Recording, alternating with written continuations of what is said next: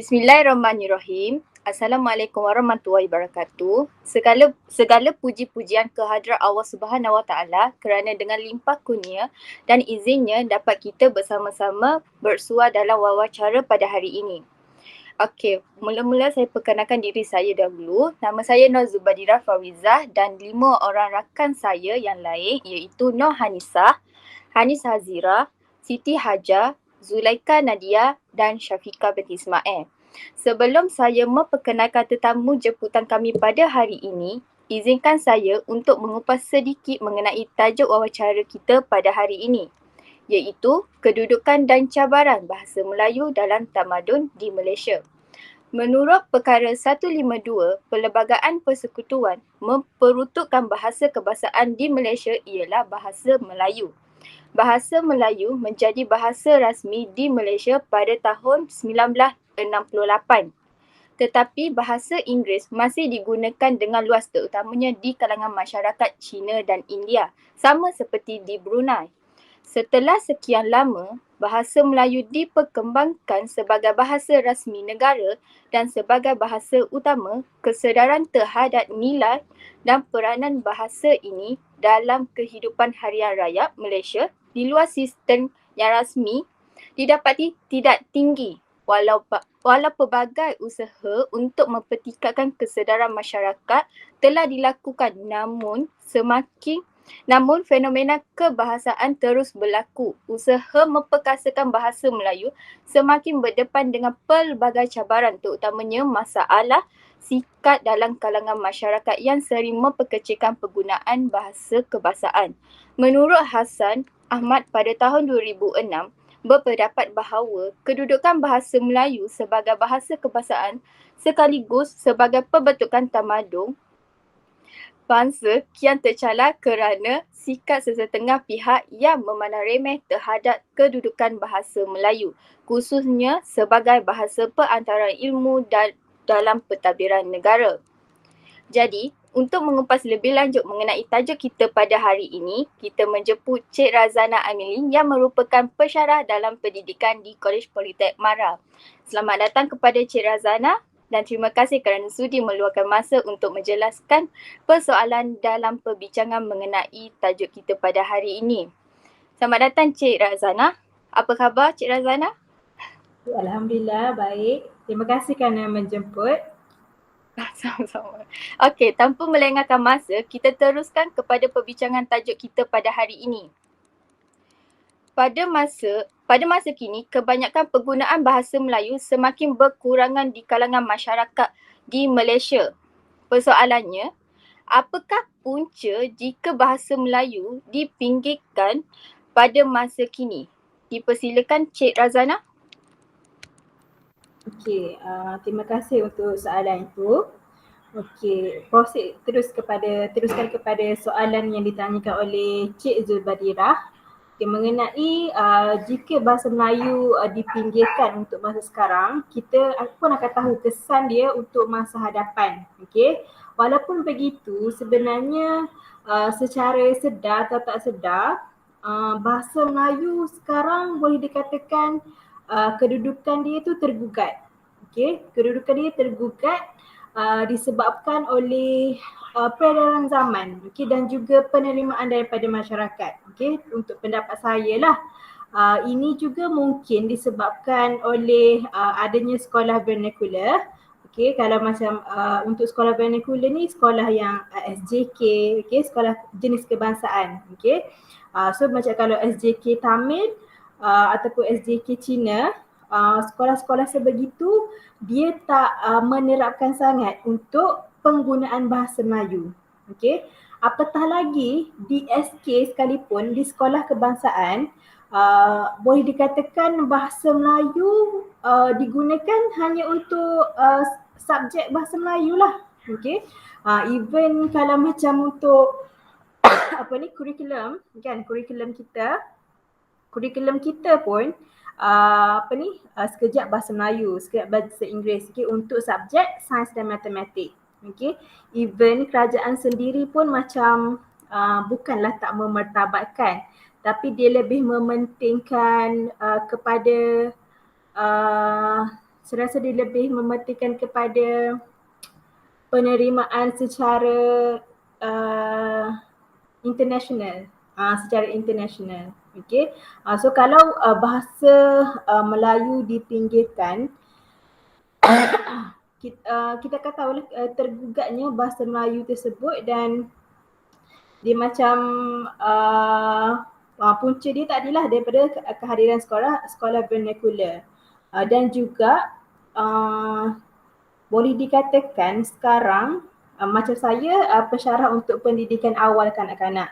Okay. So untuk pendidikan awal kanak-kanak pun di tadika-tadika boleh dikatakan 80% okay, tadika yang ada di Malaysia sekarang boleh English medium school. Okay, English medium school. Kalau macam yang betul-betul aplikasikan bahasa Melayu di peringkat pendidikan awal kanak-kanak, sama ada di tadika kemas ataupun tadika perpaduan. Okay, itu kita tahu, itu usaha daripada kerajaan. Tapi kalau macam tadika swasta khususnya, mereka akan lebih mementingkan kepada penggunaan bahasa Inggeris dan juga bahasa Mandarin. Okay, bahasa Inggeris dan bahasa Mandarin. So punca dia tu boleh dikatakan daripada penerimaan ibu bapa dan juga permintaan sebenarnya. Itu permintaan. Okay, masyarakat sekarang bukan kita nak menjatuhkan, tapi dia macam lebih menginginkan untuk mendapatkan, dia orang rasa dengan ada asas bahasa Inggeris, ada asas bahasa Mandarin, mereka akan lebih maju berbanding dengan penggunaan bahasa Melayu. Itu pendapat saya.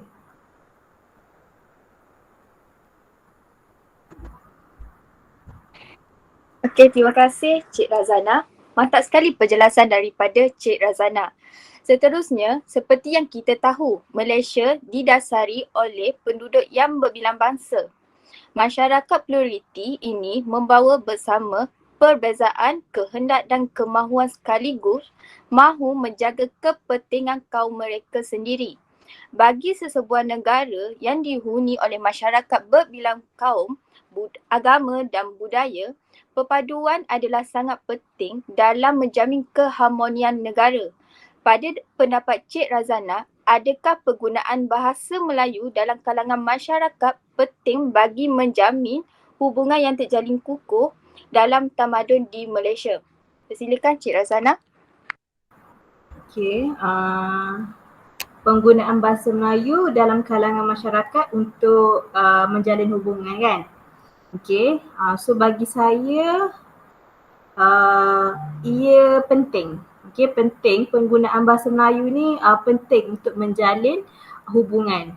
Okey, sebab kita tahu okey, bahasa Melayu pada ketika zaman Kesultanan Melayu Melaka, kalau tak silap saya, kita tahu bahasa Melayu pernah dijadikan sebagai lingua franca, betul? Kan? Lingua franca. So, maksudnya ketika itu bahasa Melayu boleh dijadikan sebagai bahasa perantaraan. Okey. Kenapa ketika itu boleh dijadikan sebagai bahasa perantaraan, kenapa tidak sekarang? Okey. So kalau kat situ kita boleh tengok bukti yang bahasa Melayu boleh dijadikan sebagai bahasa perantaraan. Okey. So bila bahasa dia akan relate dengan komunikasi, kan? So untuk komunikasi di situ dengan adanya komunikasi akan terjalinlah hubungan. Okey. Tetapi kalau macam untuk sekarang, untuk sekarang pun masih lagi penting.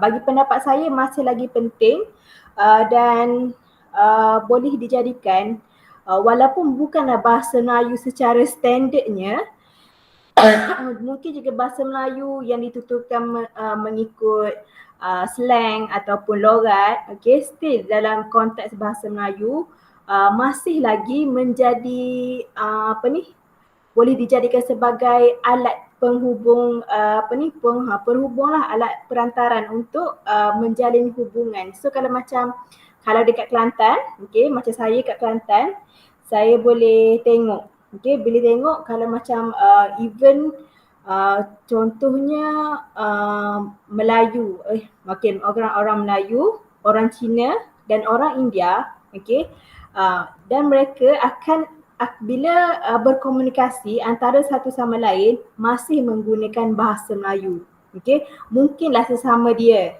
sesama dia antara kaum sesama dia akan bercakap bahasa dia lah, bahasa Cina atau bahasa Tamil. So tapi kalau antara tengah-tengah terdapatnya 3 kaum tersebut, bahasa Melayu masih dijadikan sebagai pilihan utama, untuk dijadikan sebagai bahasa komunikasi untuk menyampaikan apa yang mereka nak menyampaikan.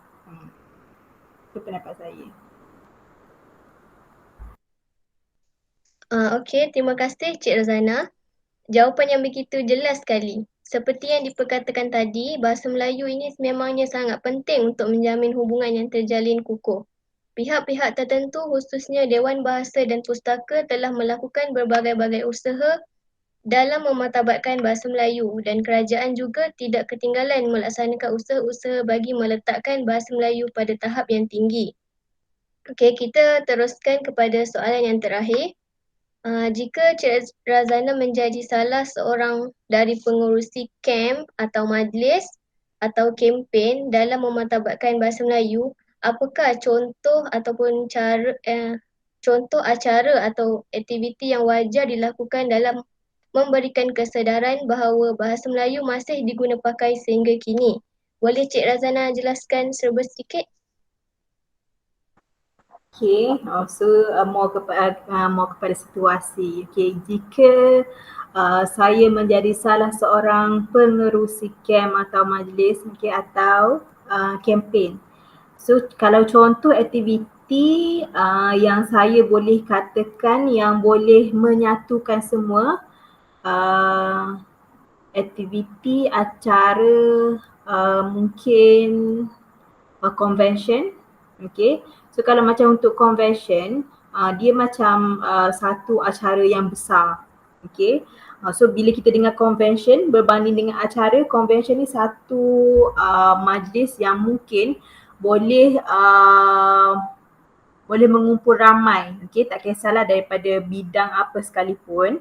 Okay, so macam contoh saya pernah pernah menyertai satu, dia macam convention lah, lebih kurang lah convention. So convention ni dia di mana dia mengumpul semua pendidik-pendidik dari semua peringkat, sekolah rendah, tadika, menengah, daripada universiti.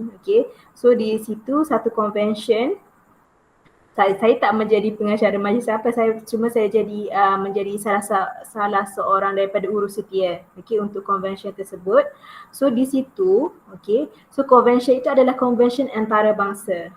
Convention antarabangsa, dan bila dia nak mengumpulkan semua peserta-peserta daripada semua peringkat pendidikan dan ianya terbuka kepada luar negara. So macam kami di Kelantan, kalau macam peringkat luar negara tu boleh dikatakan daripada Thailand. Dan kami memang buka kepada guru-guru di Thailand. Dan ada penyertaan daripada sana dan juga daripada Indonesia, negara jiran kita lah. Pun ada. So dekat situ, walaupun mereka daripada Thailand, daripada Indonesia, tapi untuk majlis perasmian biasanya kan, majlis perasmian pun kita menggunakan bahasa Melayu. So mereka akan tahu benda tu akan didedahkan.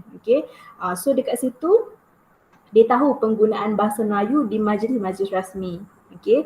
Dan juga dalam masa convention ni dia macam untuk satu majlis lah akan mengumpulkan semua peserta-peserta dan kemudian mereka akan dibahagikan kepada bilik-bilik pembentangan. So mungkin satu bilik itu satu kumpulan, so lebih kurang dalam 10 pendidik dalam satu bilik. So di dalam bilik tu mereka akan membentangkanlah kertas kerja mereka. Kertas kerja mereka, dan di situ pun untuk kita nak memartabatkan bahasa Melayu sebab kita berada di Malaysia dan kita membukakan program tersebut kepada orang luar, luar negara. So di situ pun macam mana kita mengendalikan program tersebut menggunakan bahasa Melayu. Okey.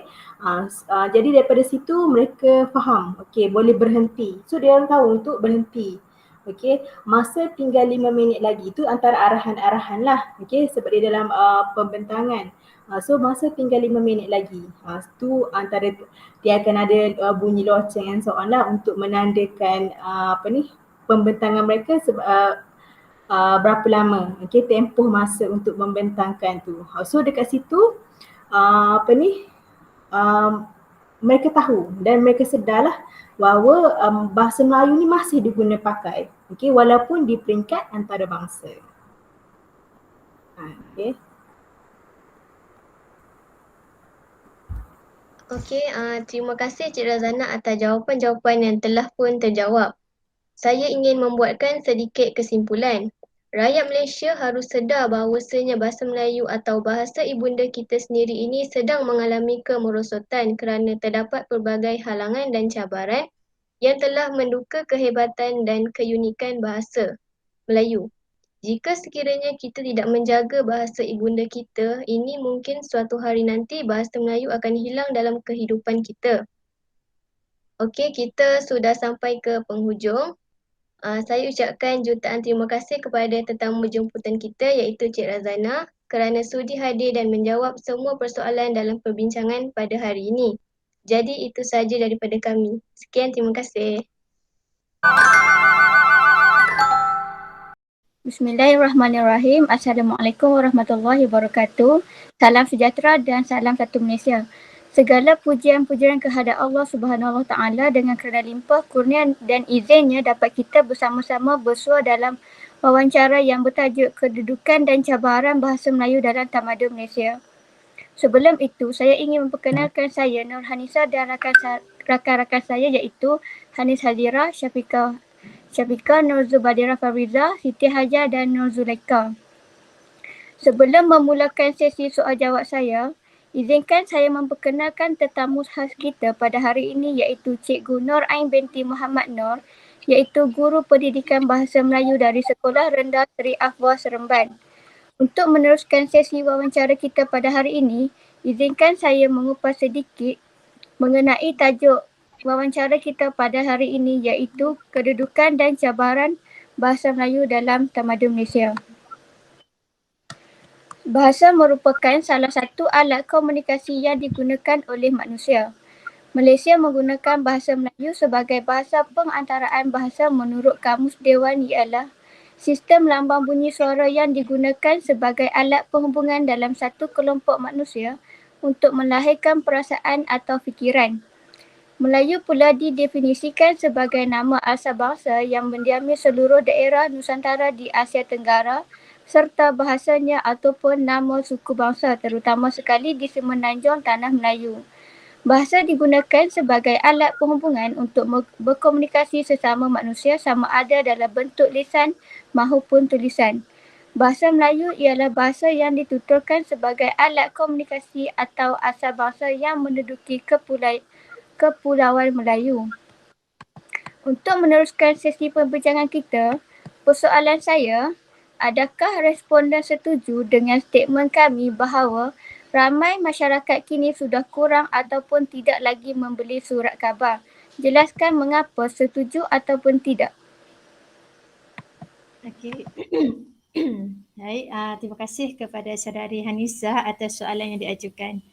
Okey, Assalamualaikum dan salam bahagia saya ucapkan kepada semua hadiri dan hadirat yang saya hormati.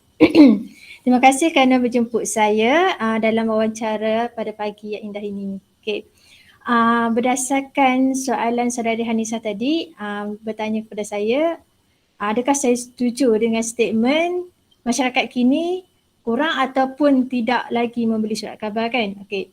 Untuk pendapat saya sendiri, saya setujulah dengan statement itu. Kerana boleh dikatakan pada zaman ini adalah zaman maklumat di hujung jari. Semuanya melalui media sosial sahaja. Okey. Jadi kalau bila ditanya kepada mereka, adakah mereka membaca akhbar cetak ataupun membeli akhbar cetak ini, kebanyakan mereka akan menjawab tidak ataupun kadang-kadang. Mungkin minoritinya akan menjawab kadang-kadang. Ini adalah realitilah apa yang berlaku pada hari ini. Okey. Dan ia sesuatu yang sangat memilukanlah bila kita dengar statement ini kan, kerana kalau kita lihat pada zaman dahulu, surat khabar ini adalah satu perkara yang sangat dinanti-nantikan. Tapi pada zaman sekarang, ia sudah dilupakan ataupun boleh dikatakan ia ketinggalan zaman lah. Okay, jadi mungkin tidak ketahuan lah saya boleh katakan bahawa purata masyarakat khususnya generasi muda pada masa kini tidak lagi memiliki kegairahan ataupun memiliki rasa minat untuk membeli sedekah akhbar ini pada masa sekarang lah untuk mengetahui maklumat-maklumat ataupun berita-berita yang berlaku pada masa sekarang. Sebabnya kita sekarang berada pada zaman teknologi yang mana semuanya hanya menggunakan telefon pintar yang mana ia berhubung dengan internet, terus kita akan mendapat berbagai maklumat lah, sama ada melalui banyaklah dia punya platform, mungkin blog, Telegram, Facebook, TikTok yang sekarang kan dan sebagainya. Okay. Jadi mungkin itulah pendapat saya lah tentang statement itu. Okay, saya serahkan kepada saudari Hanisa. Okey, Alhamdulillah, terima kasih kerana memberikan penjelasan yang sangat jelas dan padat Cikgu Ain. Okey, seperti yang kita tahu, masalah utama menyebabkan ketepinggiran bahasa Melayu ialah perspektif masyarakat di negara ini, khususnya dalam kalangan masyarakat Melayu apabila ramai yang bertanggapan bahawa bahasa Melayu merupakan bahasa yang terlalu remeh untuk dipelajari. Generasi muda pula berfikiran bahawa perkataan baku dalam bahasa Melayu itu kolot dan ada juga remaja yang tidak boleh bertutur dengan betul dalam bahasa ibunda mereka. Kononnya mereka menggunakan bahasa kebangsaan sebagai bahasa kedua dan bahasa penjajah iaitu bahasa Inggeris sebagai bahasa perantara utama. Okey, seterusnya Cikgu Ain ingin saya bertanyakan soalan. Apakah kesan terhadap tamadun di Malaysia jika bahasa Melayu tidak diterapkan dalam kalangan masyarakat yang muda? Persilakan Cikgu Ain. Okey, terima kasih saudari Hanis. Okey, untuk kesan-kesan terhadap bahasa Melayu jika tidak diterapkan dalam kalangan masyarakat, terutamanya masyarakat inilah generasi muda, salah satunya ia dapat menjejaskan pembelajaran di peringkat sekolah. Contohnya melalui bahasa rojak ataupun bahasa sikatan, yang mana kebanyakan mereka sering menggunakan bahasa rojak ini untuk berkomunikasi dan menggunakan bahasa sikatan dalam penghantaran sistem pesanan ringkas. Contohnya macam SMS, WhatsApp, Facebook, Telegram dan sebagainya. Jadi apabila gejala ini dijadikan amalan seharian, keadaan ini akan menjejaskan keputusan peperiksaan bagi seseorang pelajar itu, dan juga ia akan mempengaruhilah pembelajaran mereka di sekolah maupun di universiti dan sebagainya lah. Okey. Seterusnya tiada lagi kemahiran dalam menulis karangan dengan menggunakan bahasa yang betul, bahasa Melayu yang betul. Ini sangat boleh dikatakan kesan yang sangat tidak baiklah kan, kerana mereka akan menghadapi kesukaran untuk menulis tanpa menggunakan bahasa yang betul kan. Mereka akan lebih menggunakan bahasa rojak ataupun sikatan berbanding bahasa Melayu yang sebenarnya. Okey. Dan akhir sekali boleh dikatakan apabila bahasa Melayu ni tidak diterapkan dalam masyarakat terutamanya generasi muda ni, perkara yang paling kita takutkan adalah bahasa Melayu semakin hari semakin dilupakanlah, kerana bahasa Melayu ini dia ada seperti bahasa-bahasa lain lah, kita ada format ataupun keunikannya. Bila mana kita tidak menjaganya dengan baik dalam generasi muda ini, maka ia akan lama-lama ia akan dilupakan, dan kita selalu dengar generasi muda ini ialah generasi yang akan menerajui bangsa dan negara. Jika tidak ada bahasa Melayu yang kukuh dalam generasi sekarang, maka kita boleh katakan bahasa Melayu mungkin akan dilupakan pada masa akan datang. Okey, insya-Allah itu je pendapat saya untuk soalan yang kedua. Okey cikgu, terima kasih atas penjelasan yang cukup baik saya kira. Seperti yang kita semua sedia maklum cikgu, bahasa Melayu adalah sebuah bentuk standard bahasa Melayu yang dipiawakan mengikut tetapan daripada Dewan Bahasa dan Pustaka sebagai bahasa kebangsaan negara Malaysia. Tahun 2007, Kerajaan Malaysia telah membuat keputusan untuk menukarkan penggunaan bahasa pada bahasa Malaysia bagi menanam perpaduan dalam kalangan rakyat Malaysia yang berbilang kaum. Jika ditelusuri secara dulu, bahasa Malaysia pernah menjadi lingua franca, iaitu bahasa perantaraan pedagang-pedagang dunia pada zaman kegemilangan Kesultanan Melayu Melaka. Kini di manakah terletaknya martabat bahasa yang dahulunya dituturkan hampir kebanyakan penduduk dunia yang berdagang di Melaka? Kita sewajarnya mengkaji dan mendidik langkah-langkah yang perlu diambil bagi memartabatkan semula bahasa Malaysia di persada negara. Okay, cikgu, pada pendapat cikgu, apakah langkah-langkah yang boleh diambil untuk memartabatkan bahasa Malaysia di Malaysia? Okey. Antara langkah-langkah yang boleh dilaksanakan untuk memartabatkan bahasa Melayu adalah dengan memastikan urusan rasmi negara seperti surat menyurat menggunakan bahasa Melayu diteruskan ataupun dipertingkatkan lagi. Okey, tindakan ini sewajarnya diimplementasi di setiap peringkat daripada jabatan kerajaan, daripada agensi, daripada kerajaan negeri, pihak berkuasa tempatan hingga ke Jabatan Kemajuan dan Keselamatan Kampung. Okey. Hal ini demikian kerana ia menunjukkan bahawa bahasa Melayu ini adalah bahasa rasmi yang digunakan dalam setiap urusan yang melibatkan pentadbiran di negara ini. Okey, melalui langkah-langkah ini secara tidak langsung dan secara langsung bahasa Melayu itu dapat dimartabatkan. Dan seterusnya, bahasa Melayu ini juga boleh dimartabatkan ke peringkat lebih tinggi dengan menghapuskan sekolah vernacular. Semua tahu tentang sekolah vernacular ini kan. Jadi kita boleh lihat kesannya sehingga ke hari ini, yang mana kebanyakan ada sesetengah warga negara Malaysia ni masih tidak fasih ataupun ada yang masih tidak boleh bertutur dalam bahasa Melayu. Jadi situasi ini sangatlah menyedihkan. Kerana sepatutnya kita warga negara Malaysia sepatutnya boleh bertutur bahasa ibunda, bahasa Melayu kan. Tetapi bila mana situasi ini berlaku, ia sesuatu yang sangat tidak sihat untuk negara kita yang telah lama merdeka dan hidup dalam kalangan masyarakat majmuk.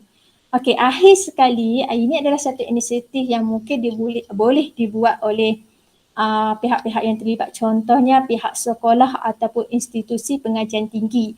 Yang mana di institusi pengajian ini boleh dianjurkan pelbagai pertandingan yang bertemakan bahasa Melayu, bahasa ibunda. Contohnya pertandingan pidato, syarahan, pantun, bercerita, menulis karangan dan sebagainya. Okay, melalui pertandingan ini secara tidak langsung dan secara langsungnya kita dapat menmartabatkan bahasa Melayu dalam diri generasi muda kita kan. Okay. Dan untuk bagi pihak kerajaan pula boleh melaksanakan pesta ataupun festival buku ataupun yang bertemakan bahasa kebangsaan, yang mana pihak kerajaan ni boleh memberi peruntukan kepada pihak yang terlibat untuk menyediakan pelbagai buku ataupun aktiviti-aktiviti yang menarik dalam setiap peringkat umur. Jadi secara tidak langsungnya kita dapat memartabatkan bahasa Melayu, menerapkan bahasa Melayu dalam jiwa generasi, semua lapisan generasi. Jadi ini adalah antara langkah-langkah lah yang boleh kita ambil, yang boleh kita pertingkatkan dari dalam negara kita. Okay, itu saja yang saya boleh simpulkan. Okey, cikgu, terima kasih kerana dapat menjawab ke semua soalan yang kami ajukan tadi. Berdasarkan penerangan tadi, dapat kita lihat di sini bahawa segala cabaran yang dilalui oleh bahasa Melayu untuk menjadi bahasa kebangsaan dan bahasa rasmi negara bukanlah suatu proses mudah. Pelbagai rintangan dalaman dan luaran yang ditempuhi sebelum akhirnya bahasa Melayu terbukti dan berjaya menjadi bahasa utama yang dihormati kini. Baik cikgu, terima kasih diucapkan kepada cikgu kerana dapat meluangkan masa bersama kami dalam wawancara ini. Moga apa yang kita dapat hari ini memberikan sedikit pencerahan dan input yang bermanfaat kepada kita. Terima kasih, syukran jazilan buat cikgu. Bismillahirrahmanirrahim. Assalamualaikum warahmatullahi wabarakatuh. Segala puji-pujian kehadrat Allah Subhanahu Wa Taala kerana dengan limpah kurnia dan izinnya dapat kita bersama-sama bersua dalam wawancara pada hari ini. Sebelum itu, saya Siti Hajar bersama 5 rakan kumpulan iaitu Nur Zulaika, Nur Zulbadirah, Nur Hanisa, Syafiqah dan Hanis Hazirah pada hari ini. Sebelum saya memperkenalkan tetamu jemputan kami pada hari ini, izinkan saya untuk mengupas sedikit mengenai tajuk wawancara kita pada hari ini, iaitu kedudukan dan cabaran bahasa Melayu dalam tamadun Malaysia.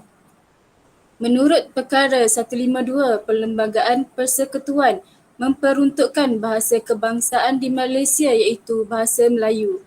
Bahasa Melayu menjadi bahasa rasmi di Malaysia pada 1968. Tetapi bahasa Inggeris masih digunakan dengan luas terutamanya di kalangan masyarakat Cina dan India, sama seperti di Brunei. Setelah sekian lama bahasa Melayu dikembangkan sebagai bahasa rasmi negara dan sebagai bahasa utama, kesedaran terhadap nilai dan peranan bahasa ini dalam kehidupan harian rakyat Malaysia di luar sistem yang rasmi didapati tidak tinggi. Walaupun pelbagai usaha untuk mempertingkatkan kesedaran masyarakat telah dilakukan, namun fenomena kebahasaan terus berlaku. Usaha memperkasakan bahasa Melayu semakin berdepan dengan pelbagai cabaran, terutamanya masalah sikap dalam kalangan masyarakat yang sering memperkecil penggunaan bahasa kebangsaan. Menurut Hasan Ahmad 2006 berpendapat bahawa kedudukan bahasa Melayu sebagai bahasa kebangsaan sekaligus sebagai pembentukan tamadun bangsa kian tercala kerana sikap sesetengah pihak yang memandang remeh terhadap kedudukan bahasa Melayu, khususnya sebagai bahasa pengantaraan ilmu dan dalam pentadbiran negara. Jadi untuk mengupas lebih lanjut mengenai tajuk kita pada hari ini, kita menjemput Cik Nurul Najihah binti Nusri yang merupakan pelajar tahun akhir program Ijazah Sarjana Muda Perguruan Institut Pendidikan Guru Kampus Bahasa Melayu Kuala Lumpur. Dengan itu, dapatlah kita mengambil sedikit pendapat dari golongan orang muda mengenai tajuk kita pada hari ini. Selamat datang kepada Cik Najihah dan terima kasih kerana sudi meluangkan masa untuk menjelaskan persoalan dalam perbincangan mengenai tajuk kita pada hari ini. Tanpa melengahkan masa, kita teruskan kepada perbincangan tajuk kita pada hari ini. Okey, pada masa kini, seperti yang kita lihat bahawa penggunaan bahasa Melayu di Malaysia kini tidak lagi diterapkan kepada generasi muda kini. Persoalannya, apakah cabaran untuk mengekalkan bahasa Melayu dalam tamadun pada masa kini mengikut persepsi individu? Dipersilakan Cik Najihah. Okey, boleh dengar suara? Boleh. Okey. Terima kasih kepada pengerusi majlis. Berkenaan dengan soalan yang telah diutarakan oleh pengerusi tadi, cabaran untuk kita mengekalkan bahasa Melayu dalam tamadun pada masa kini. Baik. Untuk cabaran yang paling saya nampaklah ini pada pendapat saya sendiri, sudah semestinya penggunaan bahasa rojak yang secara tidak langsung telah menghilangkan identiti asal bahasa Melayu itu sendiri. Jika kita perhatikan, banyak perkataan asal yang diubah menjadi kepada bentuk yang lebih ringkas ataupun lebih mudah atas alasan masyarakat cakap terlalu panjang dan ambil masa nak sebut. Jadi mereka ubah perkataan asal tu kepada perkataan yang lebih ringkas. Secara tidak langsung, perkara ini akan memberi kesan yang agak buruklah juga kepada pihak kerajaan dan juga penutur bahasa Melayu itu sendiri dalam usaha untuk mengekalkan bahasa Melayu. Selain itu, kita dapat lihat sekarang ini teknologi pada masa kini agak pesat membangun. Jadi secara tidak langsung apabila penggunaan bahasa rojak ni semakin kita gunakan, masyarakat semakin gunakan, akan memberi kesan lah. Contohnya kita lihat sekarang ni dalam penggunaan email, WhatsApp dan juga SMS, kita dapat lihat pengguna bahasa Melayu itu sendiri lebih memilih untuk menggunakan bahasa rojak. Contoh kita lihat perkataan saya. Kita tak akan type perkataan S-A-Y-A saya tu kan. Kita akan lebih type S-Y untuk kita cepat dan mudah untuk penerima tu menerima pesanan daripada kita. Itu salah satunya contoh kita dapat lihat penggunaan rojak ni sekecil-kecil perkara, seringkas-ringkas perkataan saya hanya 4 huruf sahaja tapi kita pendekkan lagi kepada 2 huruf.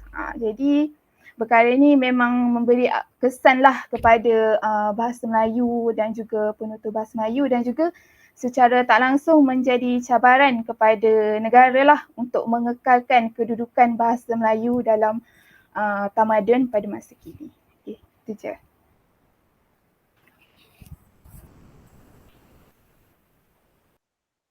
Okey, begitu jelas isi yang disampaikan oleh Cik Naziha. Kita pergi ke soalan seterusnya. Kini gadget menjadi kepentingan kepada semua lapisan masyarakat, tidak kira muda ataupun tua. Kesemuanya pandai menggunakan gadget dalam kehidupan seharian. Pada pendapat Cik Naziha, adakah benar gadget punca masyarakat kini menjadi beralih arah kepada bahasa Inggeris? Okey, terima kasih. Soalannya penggunaan gadget tidak memberi kesan. Okey, soalan tadi penggunaan gadget memberi kesan ataupun tidak daripada bahasa Melayu, kita lebih guna pada bahasa Inggeris.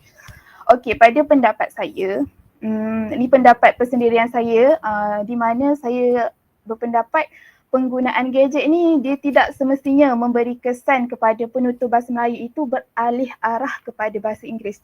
Dekat sini kita dapat lihat dia bergantung kepada sikap penutur bahasa Melayu itu sendiri. Dia memilih untuk terus sentiasa berterusan menggunakan bahasa Melayu ataupun untuk bertukar kepada bahasa Inggeris. Kalau kita lihat dalam penggunaan gadget, di bahagian dalam bahasa Melayu ada aplikasi tetapan, tapi dalam bahasa Inggeris ada perkataan setting, betul tak?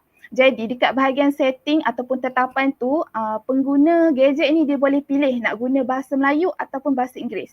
Tapi kebanyakannya sekarang penutur bahasa Melayu itu sendiri ataupun pengguna gadget itu sendiri lebih mudah untuk memilih penggunaan bahasa Inggeris, betul tak? Disebabkan kerana kita terlalu fluent ataupun dah terbiasa dengan penggunaan bahasa Inggeris sebab orang kata mudah faham dan sebagainya. Biasanya pengguna gadget yang akan memilih penggunaan bahasa Melayu dalam gadget itu biasanya orang-orang tua lah sebab dia hidup di zaman sebelum kita dan zaman sebelum kita itu belum ada lagi penggunaan bahasa Inggeris yang secara menyeluruh lah berbanding kita sekarang ni lebih prefer, lebih memilih untuk menggunakan bahasa Inggeris. Selain itu, untuk penggunaan gadget biasanya kalau kita beli telefon, bila kita beli je telefon mesti dah ada aplikasi Google. Okay, untuk aplikasi Google ni, kita boleh mencari pelbagai maklumat dan juga input-input terkini. Contohnya saya sentuh untuk Google ni, dia bergantung kepada sikap individu itu sendirilah.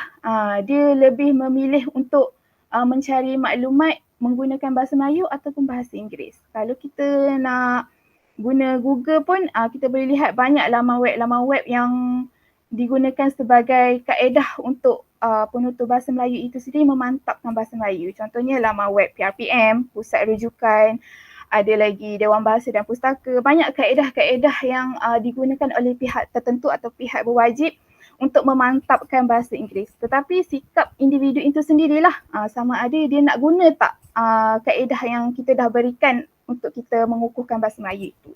Itulah salah satunya cara, itulah salah satunya kesan lah. Pada pendapat saya tak berapa setuju gadget ni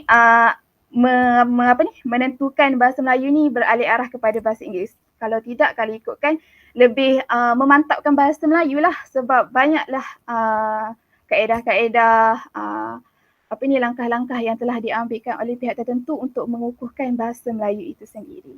Okay, itu je. Seperti yang kita tahu, ibu bapa merupakan corak kepada pembentukan anak-anak di rumah.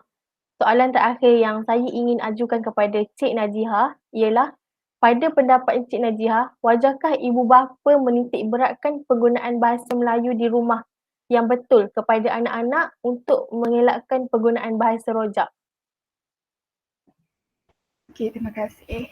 Okey, pada pendapat saya memang sangat wajarlah ibu bapa menitik beratkan penggunaan bahasa Melayu yang betul di rumah kepada anak-anak untuk mengelakkan penggunaan bahasa rojak.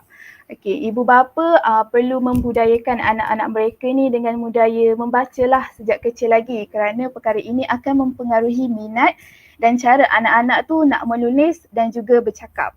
Seperti yang kita lihat sekarang ni dalam era dunia tanpa sepadan, anak-anak mesti akan terdedah kepada pelbagai perkataan dan istilah yang kurang baiklah dan digunakan sebagai bahasa percakapan harian mereka.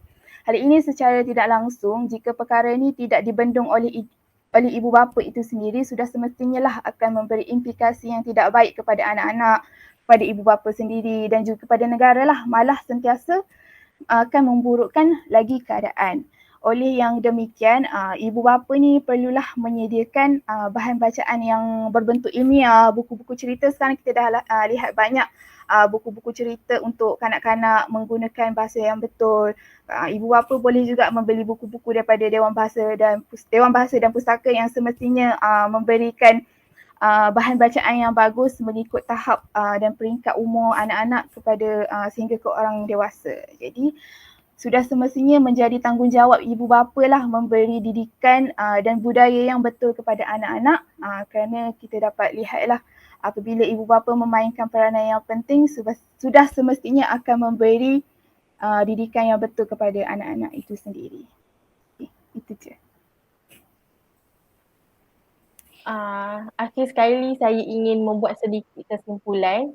Rakyat Malaysia harus sedar bahawasanya bahasa Melayu dan bahasa ibu kita sendiri ini sedang mengalami kerosakan kerana terdapat pelbagai halangan dan cabaran yang telah menduga kehebatan dan keunikan bahasa Melayu. Jika sekiranya kita tidak menjaga bahasa ibu kita ini, mungkin suatu hari nanti bahasa Melayu akan hilang dalam kehidupan kita. Jutaan terima kasih kepada tetamu jemputan kita kerana sudi hadir dan menjawab semua persoalan dalam perbincangan pada hari ini. Jadi itu sahaja daripada kami. Sekian, terima kasih.